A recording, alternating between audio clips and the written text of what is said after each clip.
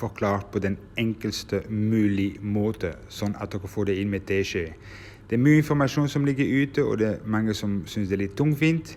Men i dag bruker vi en iMIF og en Renault Zoe, som er to såpass forskjellige biler at de dekker de fleste forklaringsområder. Så, følg med. Superenkelt.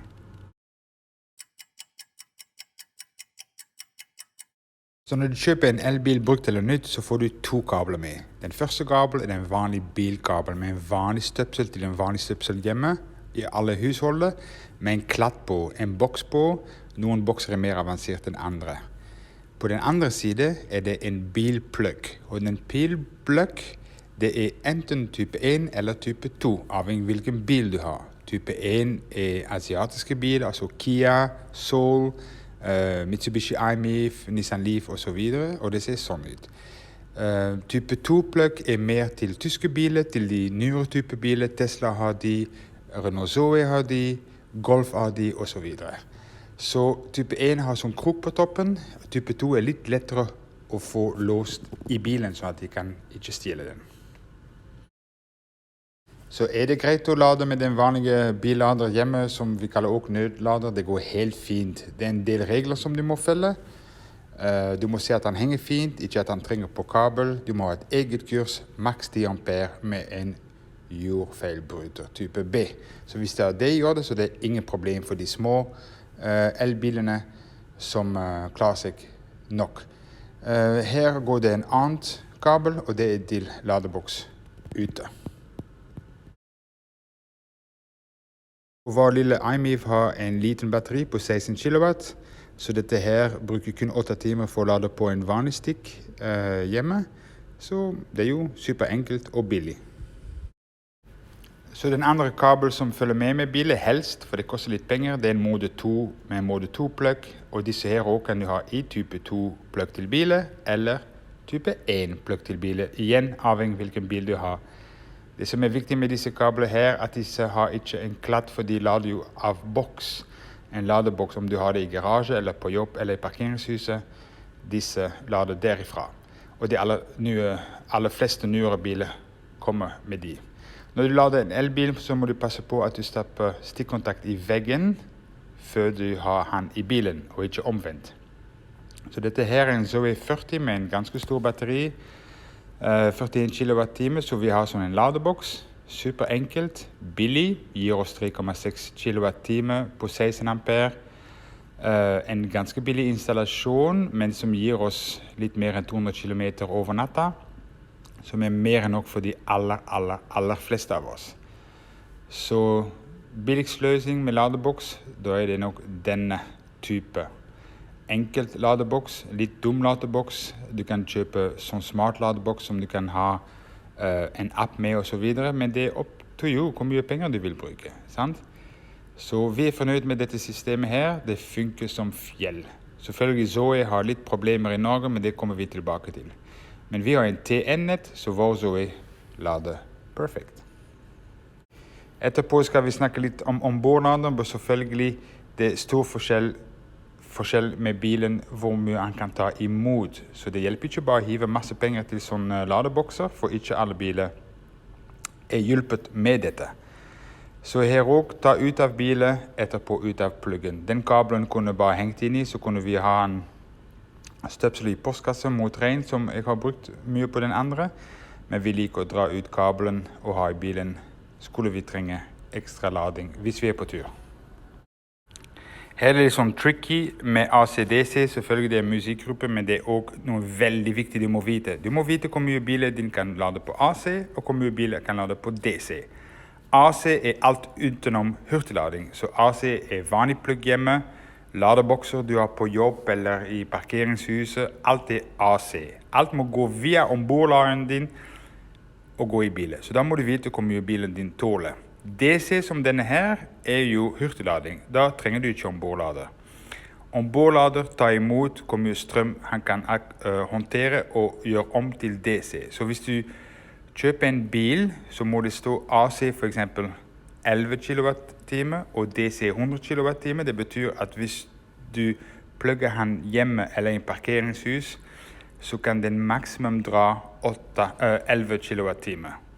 den kan hurtigladen på 100 kWh. Så den lader helt greit 55 km i timen hjemme eller på jobb, men når du er på tur så kan den gi veldig mye. Sant? Så her ser dere en eksempel av 11 kW og 110 kW rask lading. Ikke alle biler kan DC-charge, så ikke alle biler har hurtiglading. Kjøper dere en Mercedes-Benz 250e, flotte bil, 11 kW AC, ingen DC. Så det er helt greit for den daglige tur til jobb og tilbake, men skal du på lang tur med en bil som ikke har DC-muligheter, da tar det veldig lang tid. Da er det viktig å vite hvor mye han tar. Vi har en bil som ikke har DC, Renault Zoe. Den har 22 kWh lading, men vi trenger det ikke så mye, for den har jo en stor batteri. Så du må se hva er viktig for deg. For oss var det ikke så viktig å ha hurtiglading på Zoe, for vi klarer lett frem og tilbake til hytte, både vinter og sommer, og da er ikke dette viktig. Men det er en veldig viktig poeng, for det er mange som kjøper elbiler og tror de kan hurtiglading, men da kan de ikke det. Og da er det skuffet, og da er det selgere som har ikke informert, og bla bla bla. Gjør deres lekser, så blir det mindre krøll. For eksempel vår lille iMIV har en AC type 1-lading av maks 3 kWh, så å ha en boks for den er helt unødvendig.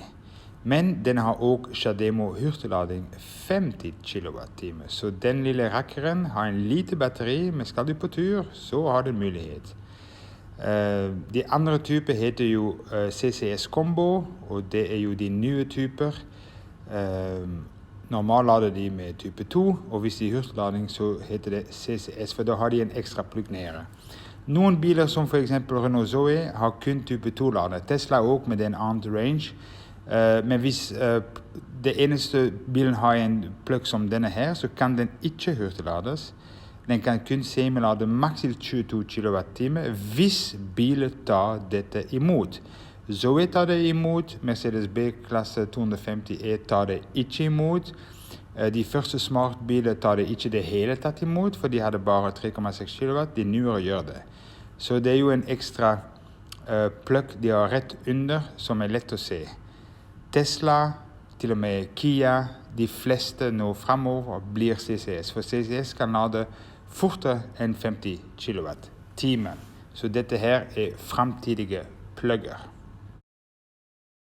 Så når du går til en hurtigladestasjon, her for eksempel i Stavanger, er det jo en boks med 3 lademuligheter. Det er derfor ofte du ser på en app 3 lademuligheter. Så den har AC-lading, akkurat det samme som i ladeboksen vårt hjemme.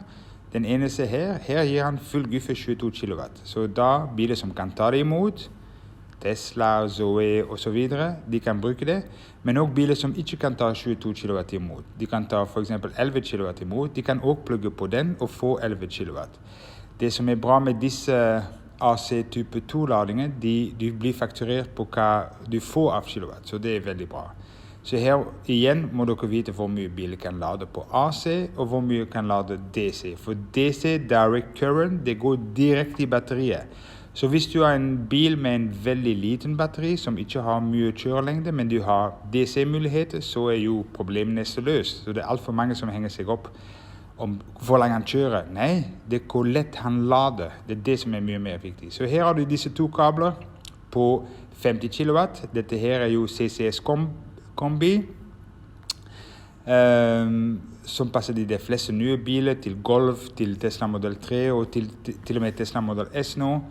Og det er CHAdeMO. Så det er veldig tydelig hvilken jeg skal ha i iMIV-en, det er jo CHAdeMO. Så da åpner vi bare ladeboksen. Og da tar vi kabelen, det sitter litt fast av og til, så det må bare dra skikkelig, og stappe inn i. Så det er vanskelig å bomme her. Så tar du dere den inn i, og så er det forskjellige måter å betale. Du kan betale med sånn en chip, en brikke, eller du kan betale med SMS eller med app. Sant? Så her også kan du velge chip der. Jeg bruker sånn ladebrikke fra Elbilforening, for det har et nummer, så registreres det hos forskjellige leverandører. Med bankkort så får du bare faktura tilsendt. Det nå mange som har sånne ladebrikker. Det super enkelt, men det også veldig enkelt med app. Så nå ladebrikker, så tar vi det innom, og hvis alt oppdatert og alt i orden, så skal han bare starte. Så starter han. Så kan dere se selvfølgelig hvor mye han på gang. Så nå går det jo veldig fort, for nå får den lille bilen her 50 kW i time, og han har bare 16 kW batteri, så dette her går nok så fort. Det også viktig å vite hvis det masse kø med elbiler at du ikke lader mer enn 80%, for det går jo supertreg å lade. Hvor fullere batteri hvor trege det går. Sant? Så fra 0 til 100, fra 0 til 8 tar det omtrent en halvtime, men fra 80 til 100 og en halvtime. Så det er best å bare lade til 80, kjøre videre, kjøre den tømmest mulig, neste lader, og så videre. Ikke lade den til 100, særlig ikke hvis det kø bak deg, for da blir folk litt sånn sinte. For å stoppe det, det er bare å stoppe, så må du bruke brikke igjen for å avkoble det, for ellers hadde folk kunne bare koble den av. Det er bare din tillatelse som tillater det. Han sjekker, og så stopper lading. Så er det bare å plugge den ut, ferdig. Så enkelt er det å lade med hurtiglading, og du får ganske mye på få minutter. Selvfølgelig har du ikke sånn ladebrikke, så kan vi gjøre akkurat det samme med appen. Så laster du ned appen, alt informasjon sitter på. Men det som du må se når du har appen eller SMS, det er nummer som står rett over laderen. Her er det jo en svær lademulighet i Stavanger, så her er det mange outputter, så her er det veldig viktig at du følger med. Så vi trykker på start, og da velger vi telefon. Så går vi på appen, det laster vi ned, setter bankkort inn i og alt dette her. Og da velger vi hvor vi er på Jernbanelokket, der er det 34 ladere. Vi søker den JL7/3 som er vår, scroller ned, fant den, ser at alt er i orden. Om det er riktig bil eller ei spiller ingen rolle, men ser at bankkort og alt er i orden, så trykker du på lading, så begynner han å lade. Enkelt og greit. Her viser også hvor mye du får og alt dette her, alt informasjon, så da kan du gå bare ta deg en kaffe eller shopping, og da ser du ikke at han er fulladet. Så dette er veldig enkelt. Alt informasjon ligger rett øverst. Super enkelt å forstå. Dette her, folkens, må dere gjøre når dere har tid. Ikke gjør det med kone på vei til en bryllup og gå tom for strøm, for da blir det ikke veldig gøy i bil etterpå. Sant? Gjør dere når dere ikke trenger. Veldig viktig. Og det er sånn også hvor mer batteri er tomme, hvor fortere han lader, hvor mer plass han har, hvor fortere det går. Så det beste er å lade mellom 20 og 80% for best kapasitet og penger. Dere må også passe på pris, for jeg ser ofte at det er billigere å lade på 22 kW, for der blir de fakturert per kilowatt, og tidsbruk blir fakturert veldig lite.